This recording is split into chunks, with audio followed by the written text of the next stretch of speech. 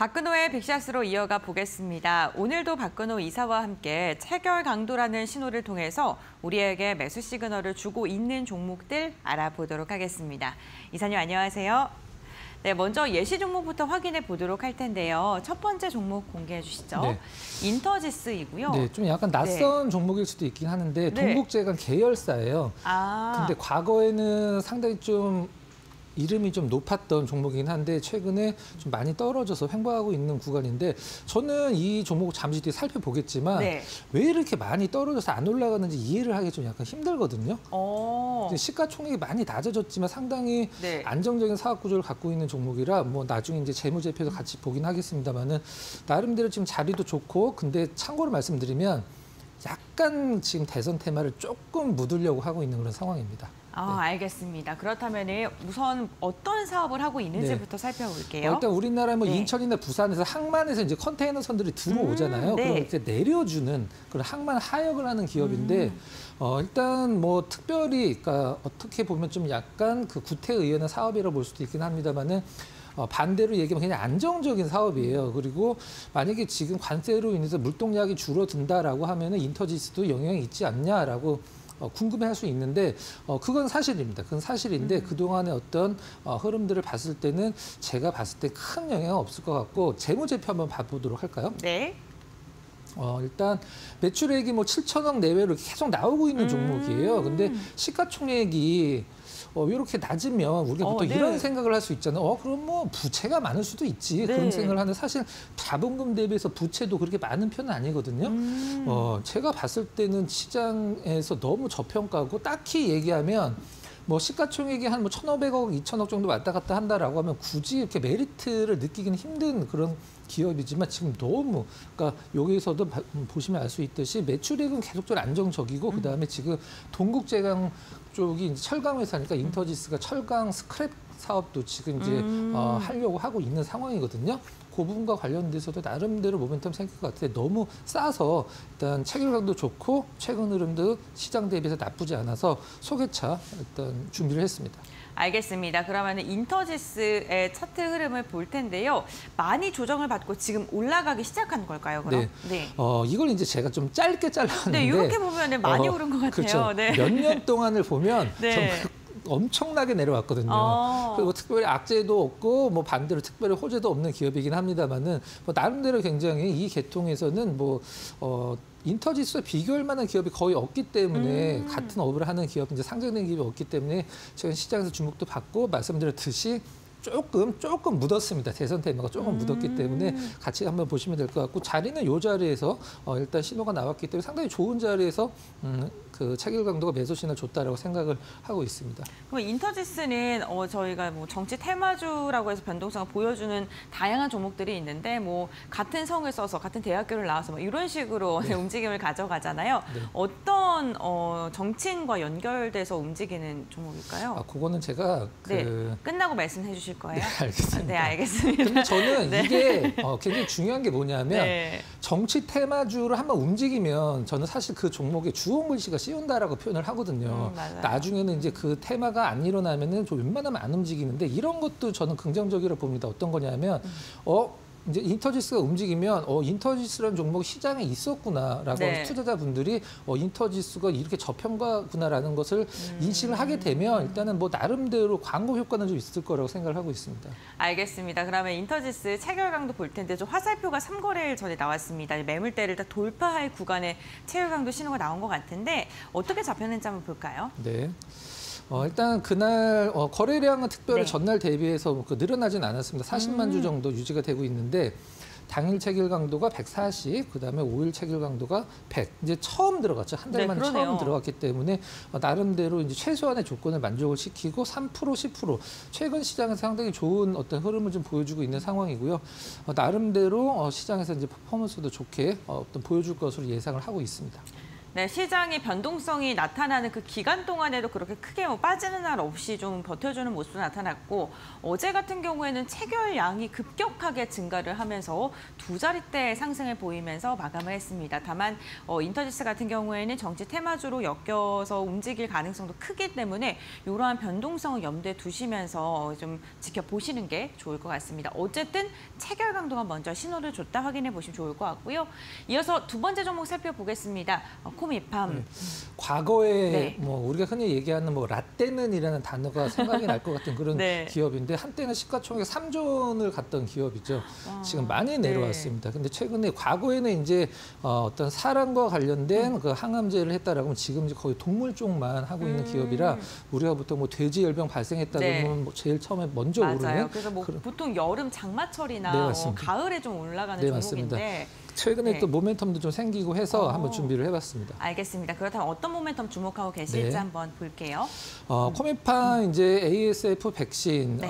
ASF는 이제 그 아프리칸 스와인 돼지열병. 피버라고 하는 이제 네. 돼지 열병이라고 생각하시면 될 것 같은데 필리핀 정부 야외 임상 시험 계획을 승인을 했다 이런 부분들 그다음에 자사주를 24만 2,718조. 요거는 이제 원래 이렇게 나오는 건 아니고요. 얼마를 이제 자사주를 매수하겠다라고 하면 뭐 그때 100억 당시 매수 이런 식으로 그러면 하면은, 현재가로 네. 나눠갖고 현재가로 네. 나눠서 이렇게 나오는 거기 때문에 대충 뭐 금액으로 저 정도 나온다라고 보시면 될 것 같아요.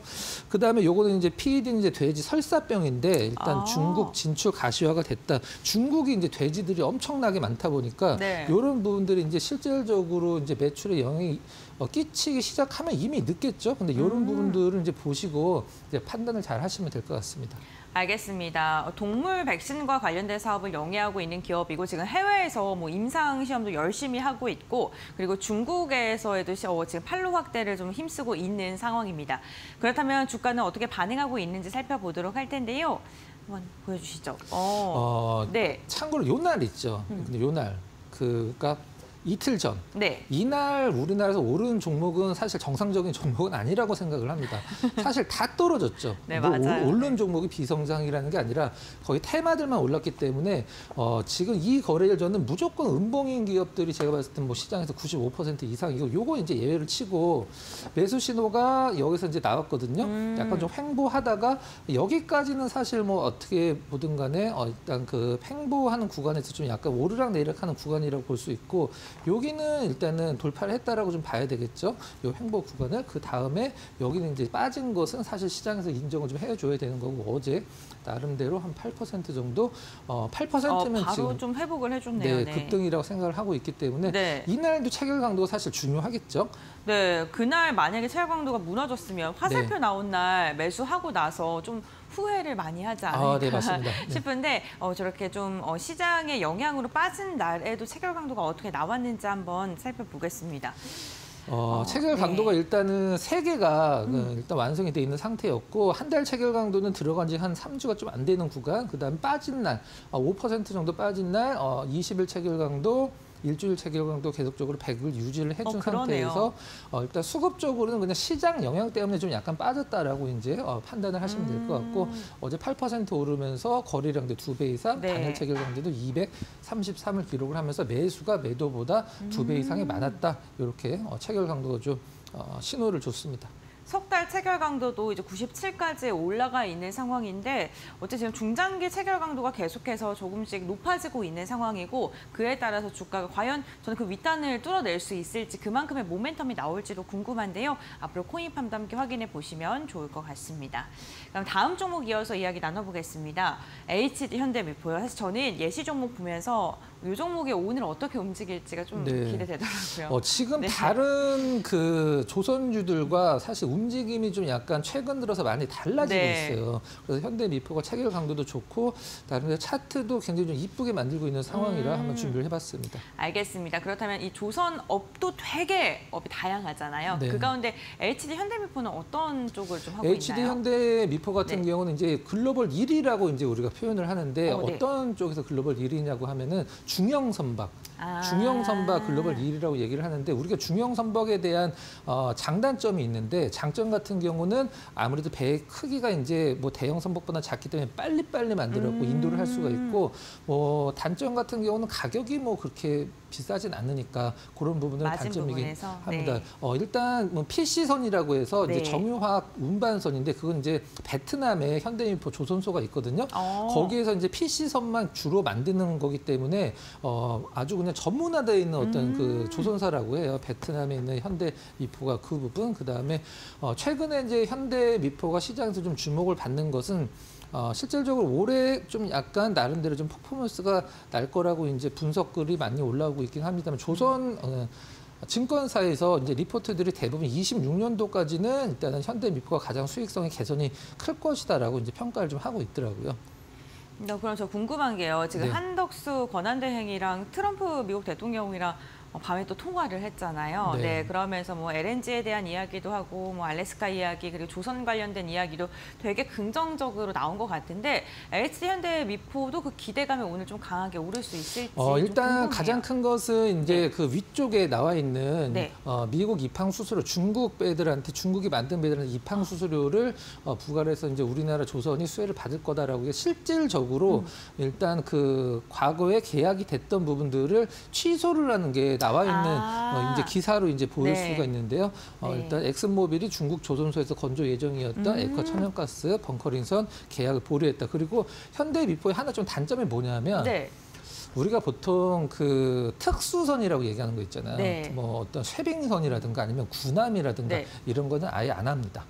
그렇군요. 네. 그럼 LNG 관련해서는요? LNG도 하고 LPG도 하고. 네. 알겠습니다. 그러면은 다른 조선사들과 흐름이 조금 달랐다라고 이야기해 주셨는데 네. 어떻게 달랐을까요? 최근 것만 네. 한번 보도록 할게요. 이제 이게 한 2달 정도 기간에 3월 1일 날, 네. 3월 1일 날 이제 현대미포, 한국, 조선 해양, 그다음에 한화오션 세 개를 동시에 3월 1일 날 샀다라고 했을 때 수익률 차이거든요. 근데 물론 유일하게 수익이네요, 지금. 그렇죠. 그 네. 한국 조선해양이랑 네. 한화오션은 어제 사실 뭐 조선주가 괜찮았으니까 조금씩 반등을 주긴 했었습니다만 전반적인 흐름을 봤을 때는 HD 현대미포가 다른 조선사들과 좀 약간 결이 좀 다른 흐름을 좀 보여주고 있는 게 가장 좀 특징이다. 이렇게 말씀드려보도록 하겠습니다. 알겠습니다. 그러면 HD 현대미포의 차트를 조금 더 자세하게 보도록 네. 할게요. 요 흐름이 이제 최근에 조선사들과 가장 좀 약간 다른 흐름인데요. 네. 일단 조선사들이 대부분 이제 처지고 있는 상황에서 살짝 좀 반등 구간이지만 현대미포는 올라가고 있는 구간에서 시장 영향으로 조정을 주고 어제 나름대로 어제 뭐 조선사들 중에서 6% 중반의 흐름이 뭐 특별하다라고 말씀을 드리기 좀 약간 힘들긴 합니다만 나름대로 이제 차트가 우리가 보통 얘기하는 정배열에서 이틀 정도 조정받고 올라가는 N자형 패턴의 어떤 교과서적인 흐름이다라고 이제 보시면 될 것 같습니다. 알겠습니다. 그럼 체결 강도도 확인을 해 볼 텐데요. 사실 그 조선주 다른 곳이랑 비교도 해 드시긴 합니다만 시장 분위기가 너무 좀 어수선하고 불확실성이 크다 보니까 그 섹터 자체로 잘 가는 거에 같이 편승해서 가는 것도 저는 나쁘지는 맞습니다. 않다라고 생각을 해서요. 그렇다면 체결 강도가 어떻게 체결 형성됐을까요? 강도는 일단 한 달 체결 네. 강도는 100을 진입한 지 한 4일 정도, 어제 기준으로 네. 4일 정도 됐고요. 그다음에 일주일 체결 강도는 일주일이 좀 넘은 흐름. 그다음에 당일 체결 강도도 상당히 네. 좋은. 일단 그 3월 말일 날 일단 체결 강도가 들어갔는데 3월 31일이 어떤 날이냐 하면 우리가 공매도가 제기된 날이잖아요. 네, 맞습니다. 그런 날 이제 오히려 거래량이 2배 이상 좀 증가를 하면서 체결 강도 상당히 좋고 이날 사실 조선주도 그렇게 좋진 않았었거든요. 네. 이렇게 봤을 때 상당히 다른 어떤 조선사들과 좀 차별화된 수급과 흐름을 보이고 있는 게 현대미포다.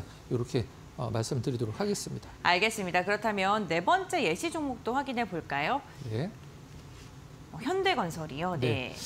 이것은 사실 실질적으로 지금 시장에서 사실 조선주가 아니 건설주가 네. 왜 올라가냐라고 물어보면 딱히 대답을 하는 수 있는 재료는 없습니다. 근데 작년 말서부터 이제 올해 초서부터 건설주가 상당히 많이 올라왔는데 그때 많이 나온 재료가 뭐냐면 모멘텀이 더 이상 나빠지기 힘들다였거든요. 최악이 지났다. 네, 그렇죠. 더 이상 나빠지기 힘들다 네. 그런 의견 나왔는데 최근에는 좀 약간 뭐 원전이라든가 이런 것들이 이제 모멘텀이 좀 생기고 있는 그런 상황인 것 같습니다. 알겠습니다. 그러면은 골라오신 모멘텀을 확인해 볼 네. 텐데요.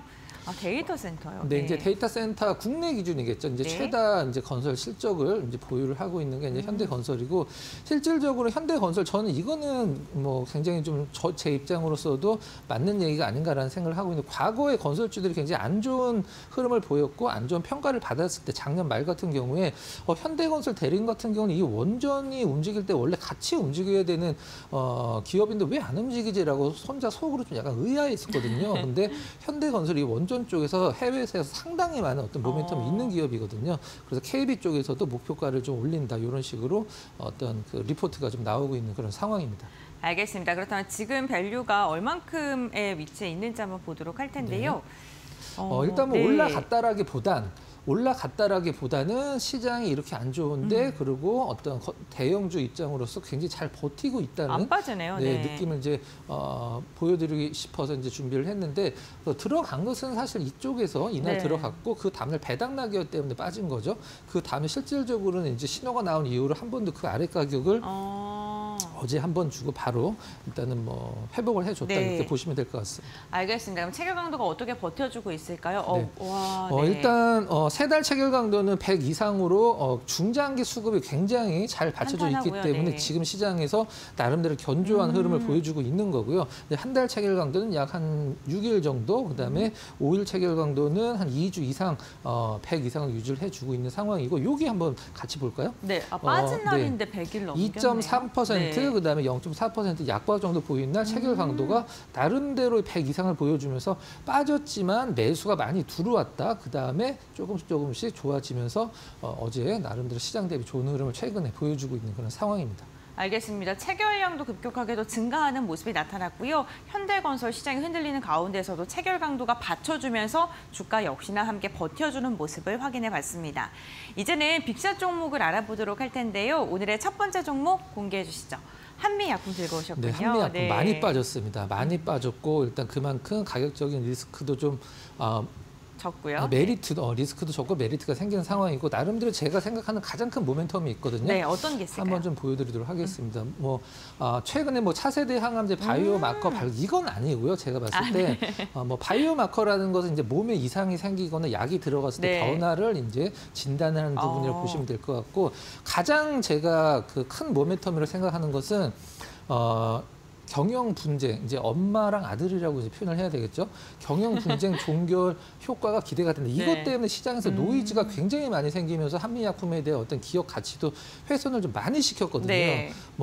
한미약품이 지금 최근에 이제 GLP-1 관련돼서도 재작년서부터 모멘텀이 계속 나왔었는데 주가가 너무 많이 좀 빠져갖고, 일단 한미약품에 대한 제가 생각하는 가장 큰 모멘텀은 이 가족들끼리의 경영 분쟁이 네. 종결이 됐다는 부분에 상당히 저는 큰 의미가 있다고 생각을 하고 있습니다. 그러면 주가가 조정이 깊었다라고 계속 말씀해 주시는데 어느 정도일까요? 네, 제가 그 위에 네. 이제 위에는 뭐예요? 파란색은 기관 수급이거든요. 네. 빨간색은 외국인 수급이고, 그럼 여기에서 우리가 딱 봤을 때 한미약품은 누구의 그 수급을 따르는지 우리가 볼 수가 있잖아요.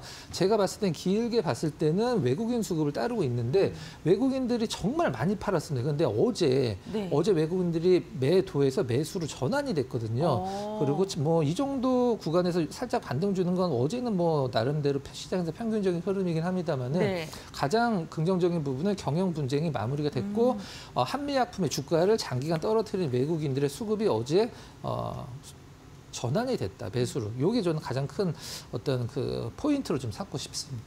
알겠습니다. 그럼 체결 강도도 여태까지 잘 버텨주고 있는지도 확인해 봐야 되는데, 네.